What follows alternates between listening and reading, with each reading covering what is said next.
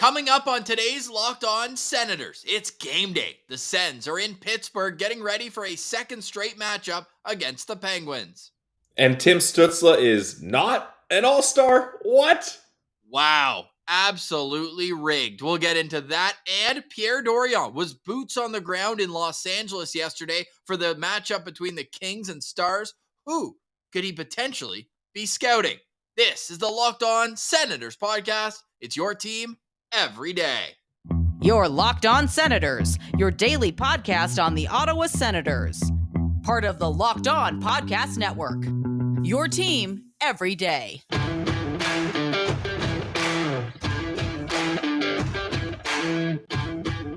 I'm Jake Sanderson, and you're listening to Locked On Senators podcast. I'm Tim Stützle, and you're listening to the Locked On Senators podcast. Welcome inside episode 718 of the Locked On Senators podcast. I'm Ross Levitan on the outskirts of enemy territory in Winnipeg, Manitoba, alongside Brandon Piller up in the Blue Mountains, and Tim Stützle was snubbed from the All-Star vote. Pilsy, what's the point in doing a fan vote if you're not going to honor the results? I'll tell you the point. The NHL scammed all of us Sens fans. They're just like, oh, no one cares about the All-Star. No one tweets about it. There's no hype. You know what we'll do? We'll dangle a little carrot in front of the Sens saying, if you tweet about our All-Star game over and over, maybe, just maybe, we'll give you the opportunity to send one more of your players from your team to the All-Star game. And they bamboozled us. They tricked us because I know it's biased that, yes, we're Sens fans. We follow other Sens fans on Twitter. It's a Sens Twitter universe. We are the main character on Twitter. I know that, but it seems ridiculous to me that Tim Stützle did not get in with the amount of voting that this army on Twitter held for him. Like, I'm honestly convinced, Ross, that they didn't even look at the numbers. They already had decided, and then they're like, let the people down there, let the peasants do their little voting and promote our game, and then we'll just do what we want anyways. Because I refuse to believe that Tim Stützle did not have like one of the top two voting, because two players get in, right? So until the NHL shows us the records, this All-Star game is under protest, in my opinion. Show them the records. Man, I'm going to count them myself. I don't trust them at all anymore. This is true. The records will just be botched anyways. Yeah. Oh, my God. It's a damn disgrace because Tim Stützle at this All-Star game would have been hilarious. Him, Brady, Mathieu Joseph in Florida.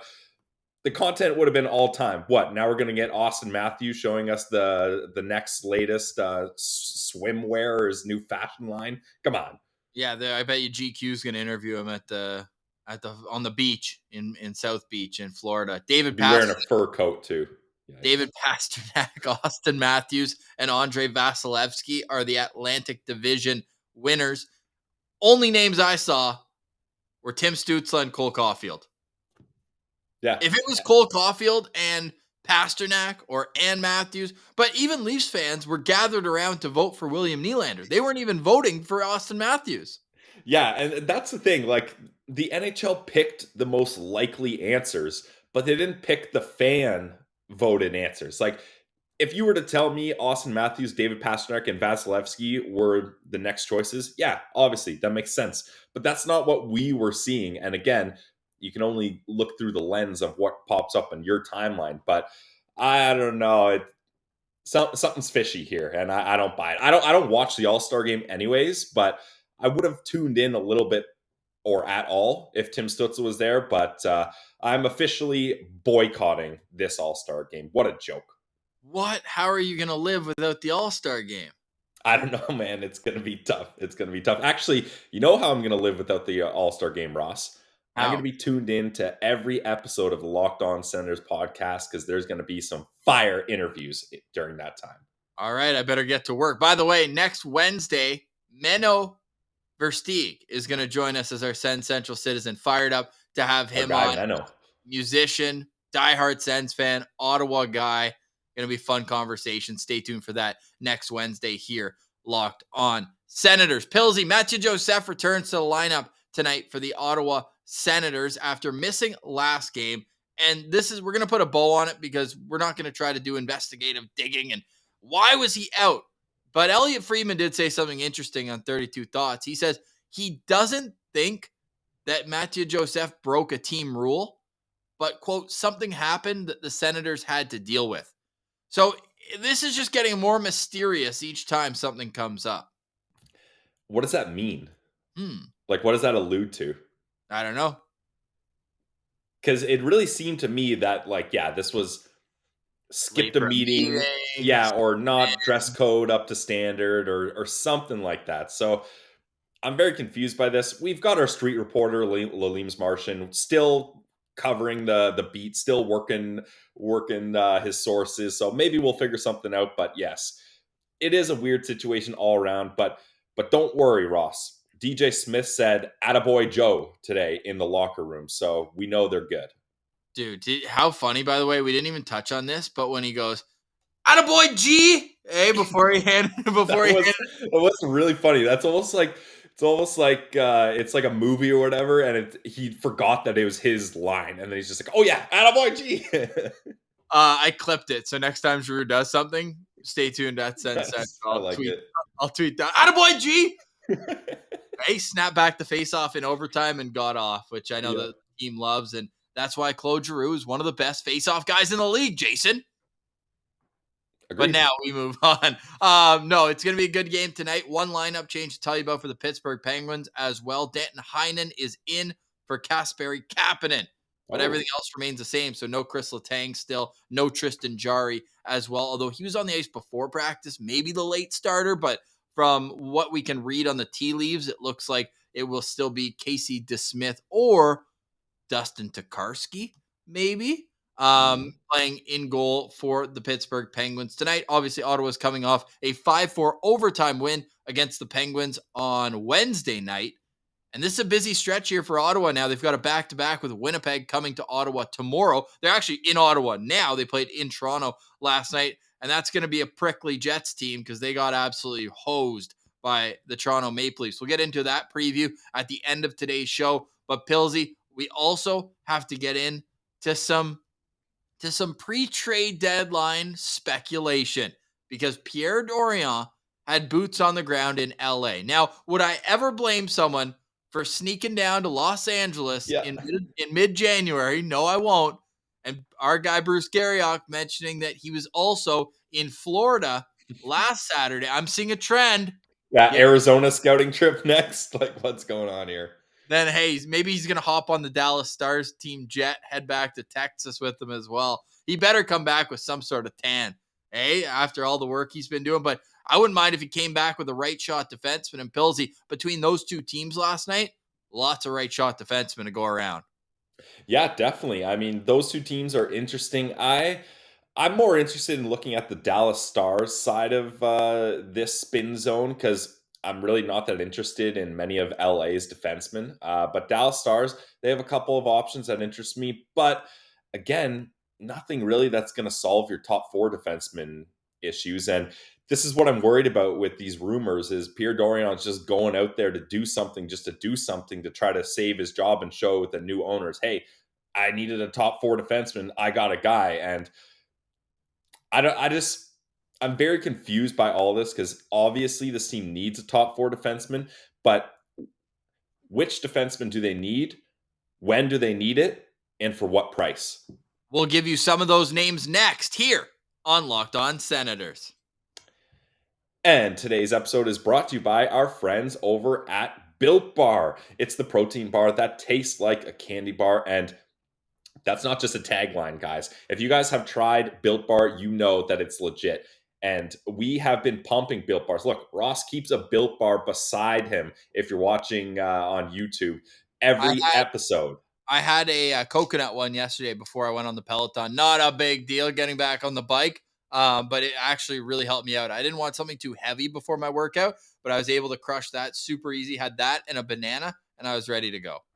There you go. Nice, simple. And Built Bar makes it easy. You can put them in your backpack, put them in your gym bag. If you're going on a trip somewhere, Pierre Dorion, pack a Built Bar in your trip to Arizona next time. Look, Ross has got 2 Built Bars going here. He's ready for anything. And that's because he's got the protein bar that's high in protein, high in fiber, but low in calories and low in sugar. The ultimate combo. So you can get a Built Bar for yourself by going to built.com. Check out all the great flavors they have. Ross was holding up 2 raspberry bars. They've got coconut. We love all the brownie stuff. All the bars are covered in 100% real chocolate, and we want you to try them all. So go to built.com, use promo code LOCKEDON15 for 15% off your next order. One more time, guys, go to built.com, LOCKEDON15 for 15% off your next order. It's Built Bar, the protein bar that tastes like a candy bar. Today's episode is also brought to you by the Glebe Central Pub. You're among friends at the Glebe Central Pub at 779 Bank Street in the heart of the Glebe. Make sure you let them know that Locked On Senators sent you. Go check them out for great drink specials, great food, great people, and great events. I want to point everyone to Glebe Central Pub on Instagram. They're always teasing what's coming up, whether it's an open mic night, whether it's trivia, whether it's live music. Who doesn't love live music? The vibes are always high when you're at the Glebe Central Pub. Not only at the Glebe Central Pub, but with them on their shuttle to and from Ottawa Senators games. Check out the full schedule coming up at glebecentralpub.com. But circle this on your calendar right now. February 17th, Chris Neil jersey retirement game. We will have boots on the ground at the Glebe Central Pub, and we will be on the shuttle to and from that game. So circle it. You got a month to prepare for it. Don't say we didn't tell you. We'll be at the Glebe Central Pub. Check them out at 779 Bank Street and let them know that Locked On Senators sent you.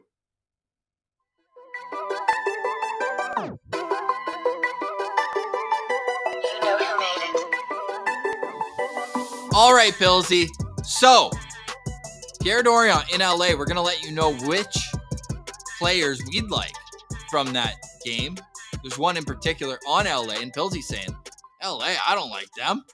Well, I got a name that I like. But the only problem here, Pillsy, is that when you're in the position the Ottawa Senators are in, when you're trading or looking or being rumored to be interested in these certain defensemen, like a Matt Dumba, like guys on if it's LA or Dallas, you have to ask yourself, why are these playoff-bound teams trying to get rid of a defenseman that you think can help your team at the NHL level? Ross, this is the exact question I brought up when we started talking about Matthias Ekholm. Because if you're the Nashville Predators and you're fighting for a wild card spot in a tough race, why would you then want to trade a good, valuable veteran defenseman with term to another team? Then you're sitting there saying, hey, we need another good, valuable defenseman to help us out. So these are the questions you got to ask, because no GM wants to do a trade to help out the other team. So why would a team like Dallas or LA trade one of these guys to the Ottawa Senators unless they're trying to dump off guys to save some salary so they can add someone that they think is better? So that's why it's very weird that Pierre Dorion is fishing around these teams. And Ross, I'm interested to see what LA player you have your sights on here. I would love Sean Durzi to be on the Sens radar, but I don't think LA is going to move him. Yeah, come on. Yeah, I mean, for the Stars, I was looking at a guy, Miro Heiskanen, and I think that would be a guy that would work really great in Ottawa.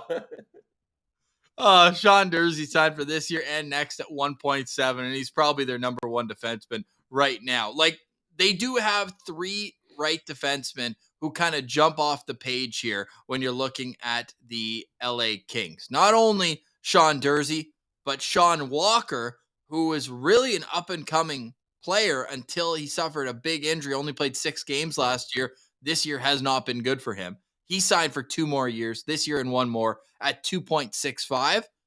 And then Matt Roy is signed for this year and next at 3.15. I think he could be another interesting option. 15 points in 47 games, even plus minus, but also just a guy who's simple defenseman. I don't think he's going to be one of those erratic defensemen that we've seen come through Ottawa over the last while. So Matt Roy would be a guy who I think would be a good fit for the Sens. But is he a top 4 defenseman? No. So that's the thing. Like, even the guys, like, I'm looking at Dallas, and I'm a big fan of Colin Miller. That was a guy that they looked at. Oh, maybe I should have said that differently. I should have said he's not a top 4 defenseman on the LA Kings. I mean, but that's not even a great decor. Like, he shouldn't be a top 4 defenseman on Ottawa either. Colin Miller is a guy I was looking at. He's someone the Sens have been interested in for a while, but do I think he's a top 4 defenseman? No, I don't think that either. And another guy I like on Dallas is Yanni Hakanpää. Guy plays with a physical edge. But again, he's not a top 4 defenseman either. So I'm worried that Pierre Dorion's going to try to acquire someone from a team like we talked about that is going to be under the perception that they're dumping this guy off to Pierre Dorion. And Dorion's going to think, hey, there's so much untapped potential here. He's going to come to Ottawa and it's going to go well for him. Just like pretty much every single defenseman acquisition that he's tried in the last 3-4 years. And it just has failed miserably. So that's why I'm not really convinced that now is a good time for the Ottawa Senators to be trying to acquire a defenseman. I don't know what really Pierre Dorion was looking at in the LA versus Dallas game here. So this is very intriguing here that this is what's going on. I'm more nervous than I am excited. I'll put it that way. And not only with this game in particular, but I just have a nervous energy around whatever Pierre Dorion is going to do next, because there's so many outside factors at play, from the new ownership coming in to the fact that playoffs are so far away right now, and we're in the middle of January with more than 35 games left on the season. It's just kind of eerie right now. Not only how quiet the trade market's been overall, but just, from history, I don't have the exact numbers, but Pierre Dorion, and yes, we know the situation the Sens have been in, he has to have like the most trades under his belt in the last 5 years. Easily. Yeah. So you always have to wonder what's next and what kind of magnitude of a trade is Pierre Dorion going to do? Because think about it from this way. I think it was Margaret O'Toole that I saw talking about this on Twitter, where it's like, if new ownership comes in and they ask Dorion, like, why haven't you been able to get a defenseman? He can't smile and say his cheeky line of, well, there's nothing harder to do than acquire a top 4 defenseman. I don't think that's going to impress new ownership, because they'll just pull up all the moves that were made this summer. Mackenzie Weegar got traded this summer. John Marino got traded. Those would have been great fits. Why couldn't you make that happen for you? Or what's your plan? Who is someone that you are going to get? It just feels like he's going to do something before the new ownership comes in to be like, look, I got this guy. And I'm worried it's going to be more on name recognition than future skill. It's going to be a guy who maybe is making a decent amount of money, but for what he's done in the past versus what he's going or is doing right now. That's scary. Yep, I agree. And the reason it's been so quiet on the trade front, Ross, is because nobody has cap space. Like, even the teams that aren't really top playoff contenders, they're strapped right to the cap here, because I think all that excitement that Gary Bettman put in the air that the cap's going to go up big in the next couple of years, I think teams took that really seriously, and they loaded up being like, it's fine if we kind of strap ourselves right now because we're going to get a little bit of buffer room later on. And from the sounds of it, I don't think that buffer room is as guaranteed as it was maybe a little while ago. So that has a lot of teams struggling here. A big one is a lot of teams that gave out kind of big contracts to young guys, like especially look at the LA Kings. Perfect example. The Cal Peterson contract, that's really put them in a very tough spot now, because Phoenix Copley has saved the day. He's bringing Christmas wishes from the North Pole to the LA Kings. But like, if you look at Peterson and Jonathan Quick, that's not a goalie tandem that's going to get it done in the playoffs. But I don't know if the Kings necessarily thought they were going to be in this position. And they didn't necessarily think that Cal Peterson was going to be an AHL goalie here either. So they're trying to dump cap, the LA Kings are. So any move they make, it's going to be someone they deem as disposable. And the Ottawa Senators cannot acquire more disposable defensemen from other teams. They can't do it. However, One man's trash is another man's treasure.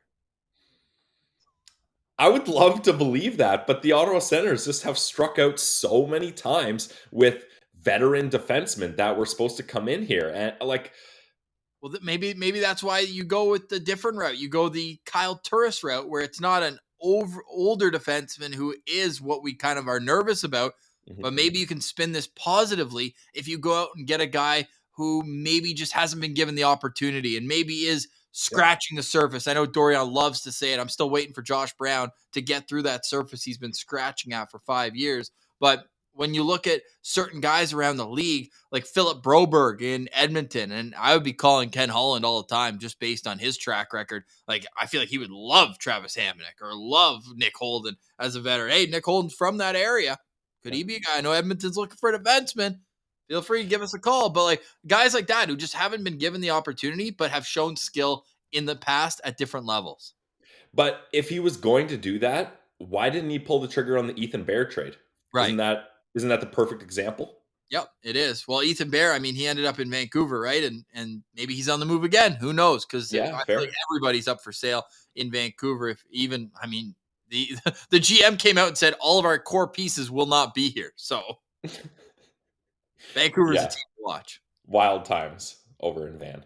Only 2 games in the NHL tonight. So if you see people who typically follow, I don't know, the big markets all the time, you see them tweeting about Ottawa tonight, that's why. Because there's only 2 games tonight. One of them featuring your Ottawa Senators taking on the Pittsburgh Penguins. We're going to have a full preview of that game, and we'll touch on the Winnipeg game on Saturday as well. But before we get to it, Pilsy, we have to take a moment here and appreciate this. We talked about Mando's new gear with Igor, but now we've seen it in game action. Oh, that is all time right there from our boy Mando. If you're watching on YouTube, you can see the photo courtesy of Belleville Sens. Yep, it's a sharp kit. I can't say it's my favorite, but I do like it. It's kind of an old school throwback that I'm digging, and the red pads just look so good. I love the all red pad setup. Like, say what you want, but I loved Philip Gustafson's all red setup. This is like the old like Cujo type pads. 90s, very 90s. 90s, early 2000s, yep. And we know he's got that matte finish on his helmet too. Like, Mando's a style god. Like, he knows what's going on. Oh, yeah. I bumped into Mando at in the rookie tournament in Buffalo, and he was wearing a green suit, and he rocked it. Like, this guy, yeah, we talked with him about his suits, actually. This guy is a stylish dude. It's about time we get Mando back on the show too. Maybe I'll reach out and see if we can work something. By the way, Lucchini back in Belleville. We got to talk to Buddy, get that sorted out. Get him back on the show. Also, I want to talk to Mando about his Allen Americans experience too. We got to get some East Coast League flavor back in here. Since the Brampton Beast left, we haven't really had any East Coast flavor on the show, so I'd love to get that. We talked to him a little bit about Atlanta. Yes. Yep, we did. So interesting there, Mando, one of the great guys in the game. So hopefully he keeps rolling. He's been playing well with Belleville since his recall, and sneaky tall dude, eh? Like you're a tall guy, but he's probably towering over you too. In Buffalo. He's massive. Yeah, like I was looking up at him when I was talking, and yeah, I like to think of myself as a tall, dark, and handsome man, but Mando, he's got that on a whole nother level. Absolutely. All right, Belleville, by the way, taking on the Toronto Marlies again tonight. So big test for them, but it's also a big test for the Ottawa Senators. 8 points behind the Pittsburgh Penguins, who currently sit in the final wildcard spot in the Eastern Conference. They're 3-5-2, though, in their last 10 games. Full preview coming up. You are Locked On Senators.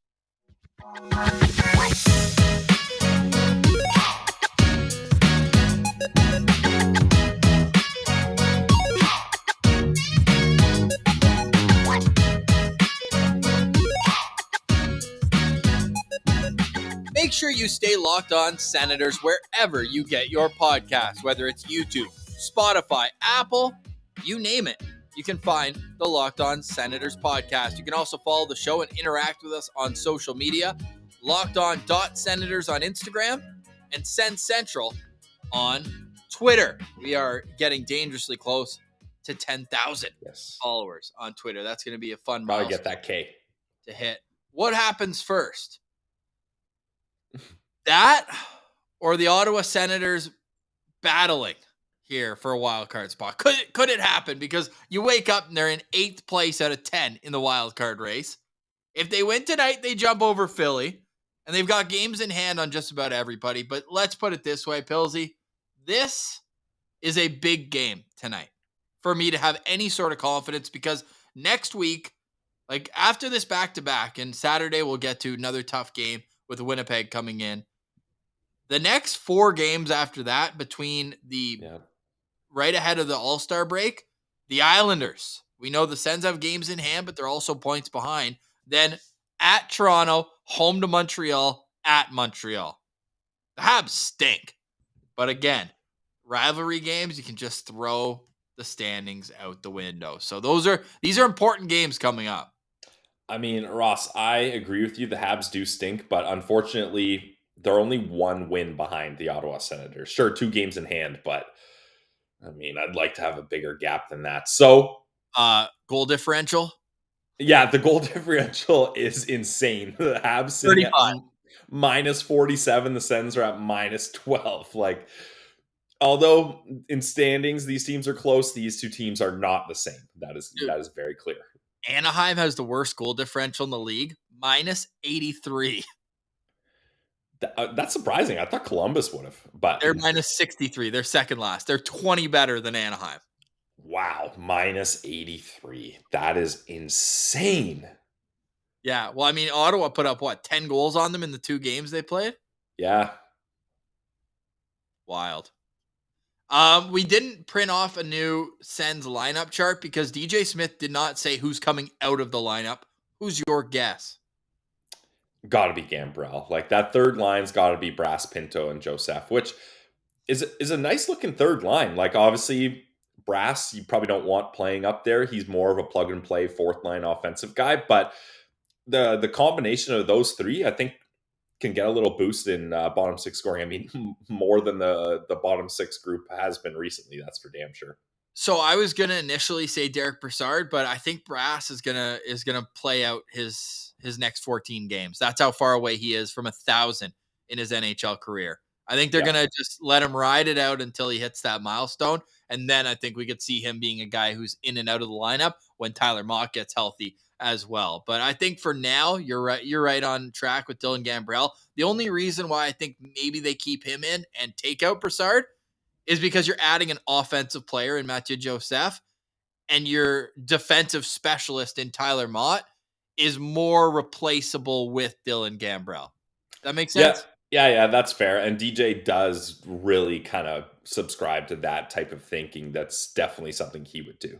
Well, and there's no chance Austin Watson comes out of the lineup. Absolutely not. There was a good point I came across on Twitter. I'm going to shout out Adam Johns. He made this point. Shane Pinto has 5 goals in 6 games this season when Norris has played.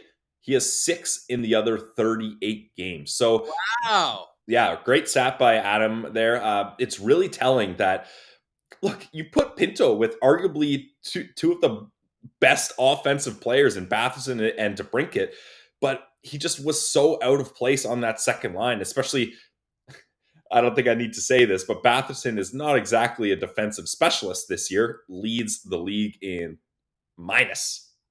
plus minus. And then DeBrincat, yes, his defensive game is decent and much better than we thought it was going to be, but he's not that guy either. So a lot of that defensive structure kind of fell onto Pinto, and I think it was obvious that he had to focus on that and wasn't able to score. So having Norris back just does so much for the way this lineup trickles down, and I think hopefully we can see some chemistry develop between Pinto and Joseph, because that's going to be massive for this team moving forward. Joseph already on a 4-year deal. Pinto coming off his ELC here. So those 2 are going to have to find some chemistry, because it's likely they're going to be a pair for quite a while. Old takes exposed. I typed in Norris Pinto tweets that we've sent from that. I don't know what I was on at the start of last season. I said Josh Norris and Shane Pinto are about to embark on a season-long battle to be crowned the Sens' #1 center. Shame on all 245 people who liked that tweet. No, but in all seriousness, why I did that was to try to find out what the record is for the Senators when both of them are in the lineup. Because remember when Shane Pinto came in initially right after his college career. He came in and they went, I think, 12-4-1, something like that. And then Pinto was injured for pretty much the entire of last season. So I want to find this.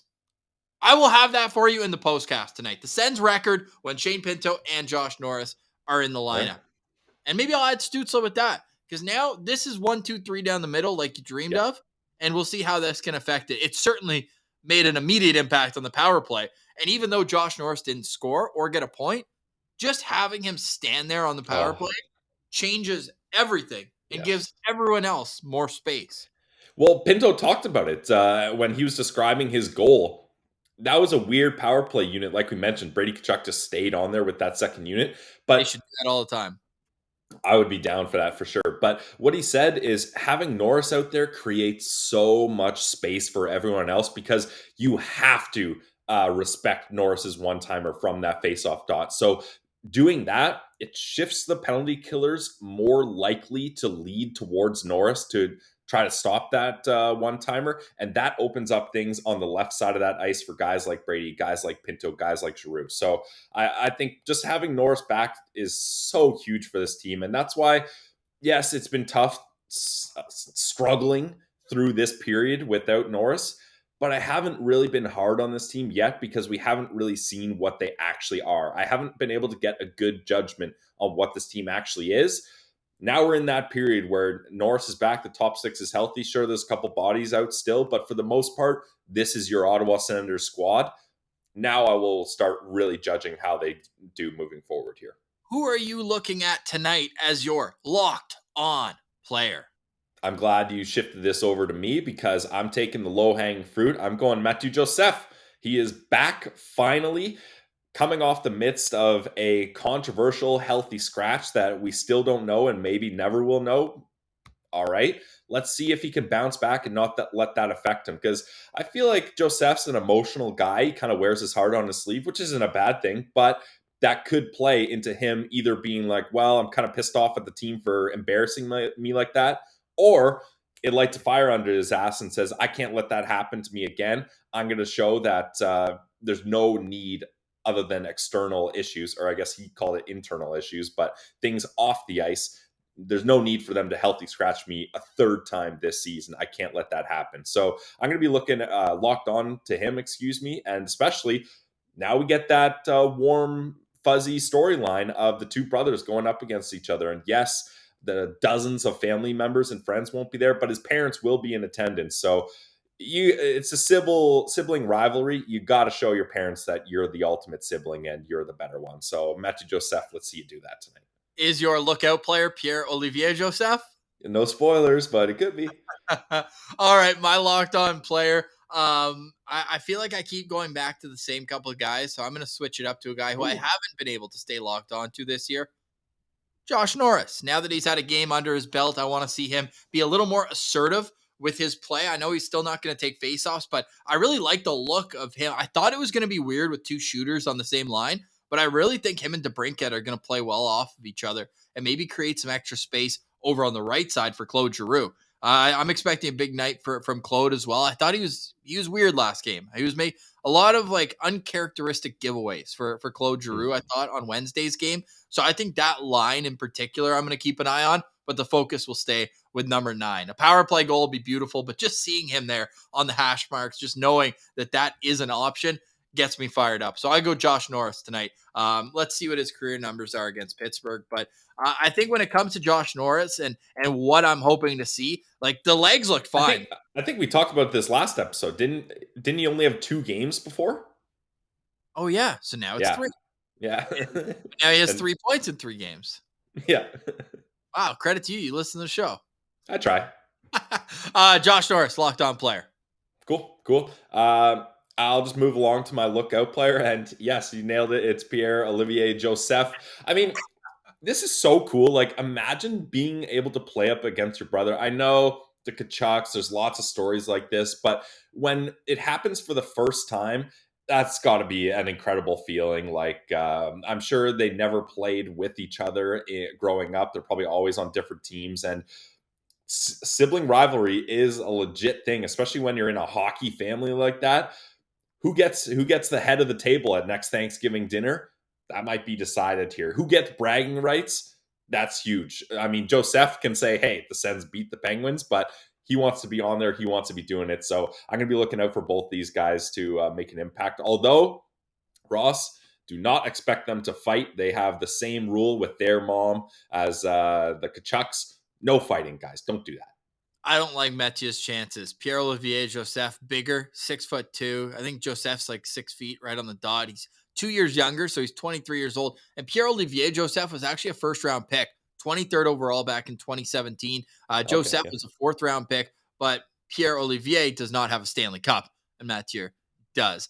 Pierre Joseph was actually a part of the Phil Kessel trade to Arizona.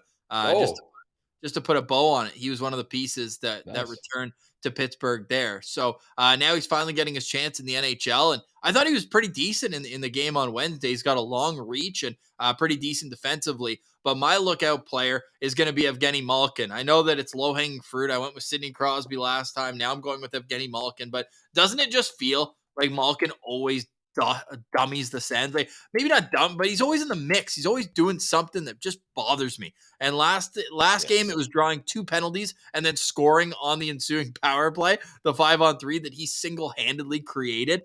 So I hated to see that. He had a huge night. It was a goal and 2 assists, I think, for him in that game. And in his career against Ottawa, 53 points in 42 games. And that's only in the regular season. I don't even want to look at the playoff numbers because I bet you they are absolutely ridiculous. Because he played on a line with James Neal that year. I think it was 2013 second round. James Neal had 9 points in 4 games, something like that. It was ridiculous. But Evgeny Malkin, he's the kind of guy, and Hunter Hodes from Locked On Penguins. I always like going over to our other Locked On hosts and seeing what they're tweeting about during the games.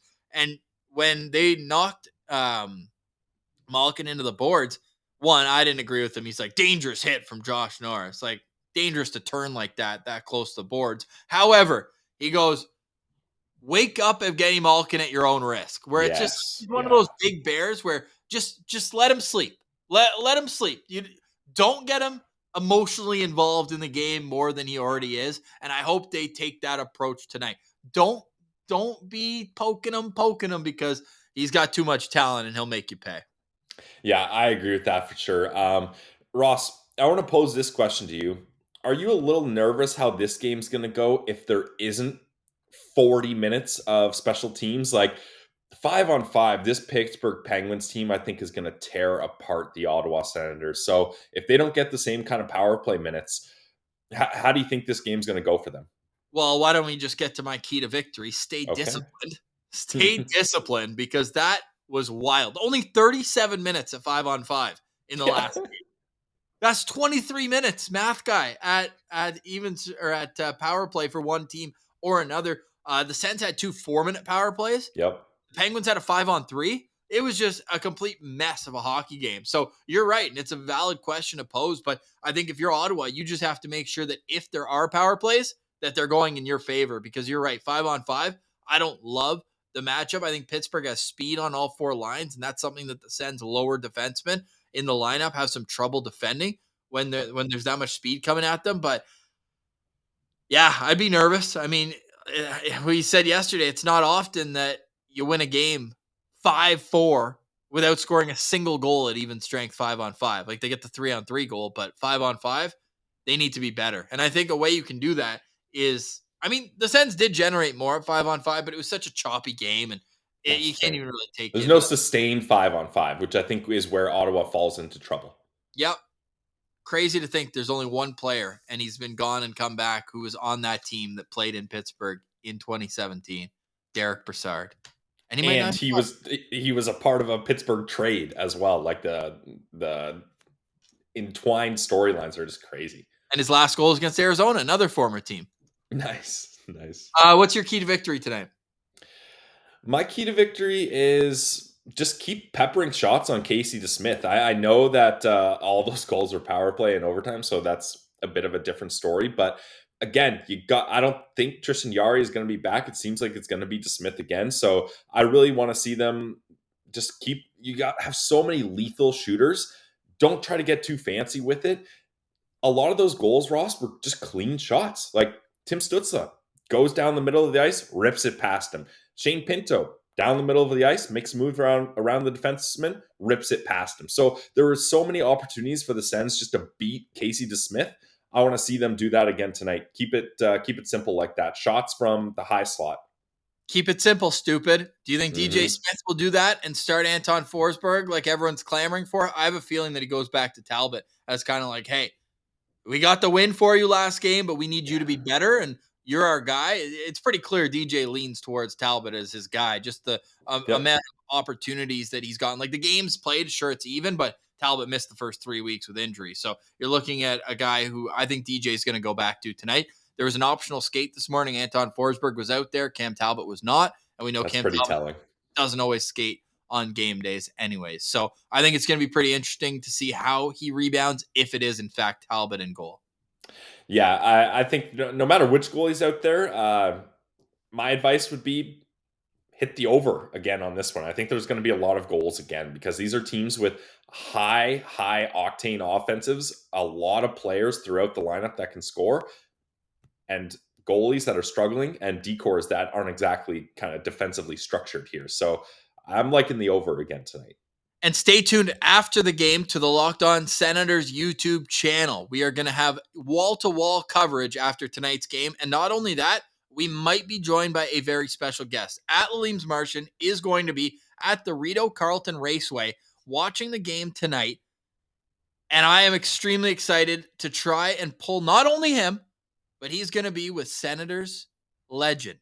I'm calling him a legend based on his off-ice antics. Andre Waugh is going to be there. Yes. I am going to do everything I can to get Martian to bring Andre Waugh onto the postcast tonight. So no promises, but I'm going to do my best, and we will go from there. But we will be here afterwards. That's why you should put the notification bell on YouTube so you know when new videos go live. I also want to end off just saying that we're thinking of the bloggers over at Silver 7 Sens. We've had we've obviously been reading their stuff for years, and Vox Media, I guess, made a bunch of cuts today, and they demonetized their site. So I don't know what's next for them or what's going on, but tough news over there.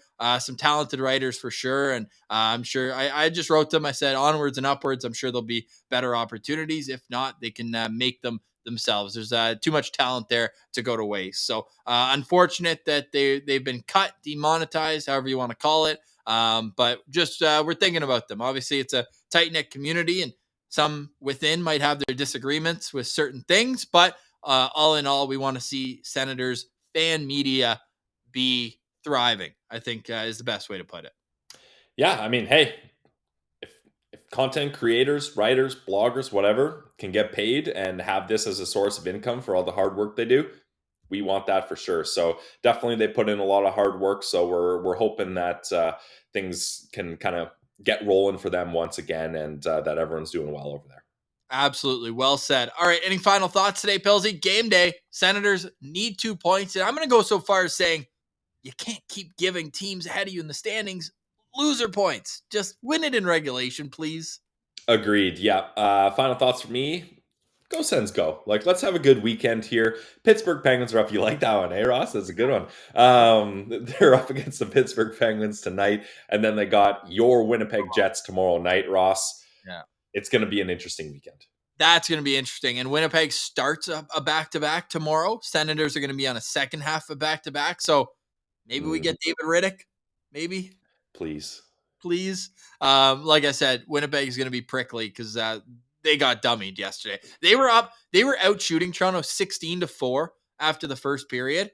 I get off the bike, I look over, and it's 2 minutes into the second period. It's 2-0. Matthews just bang bang, and then they end up going up 3-0. I think it was 4-1 was the final, but yeah, that's going to be a tough test. Hellebuck in net for that one? Yes. Ooh, wow. Okay. Yeah. So we'll see. And they got all their injured guys back. Like when they played in December, that may as well have been Moose versus Belleville. Like both teams were missing so many key guys, but now Nikolai Ehlers is going to be there.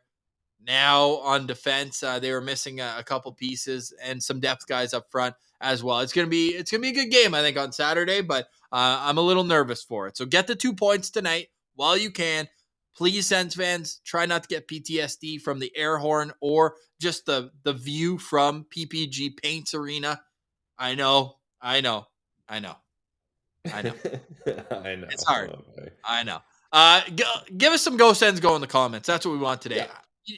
You not see my smile when Pillsy said that? More. Put Go Sens Go there. For today, we say goodbye. For Brandon Piller, I'm Ross Levitan. This has been the Locked On Senators podcast. Your team every day.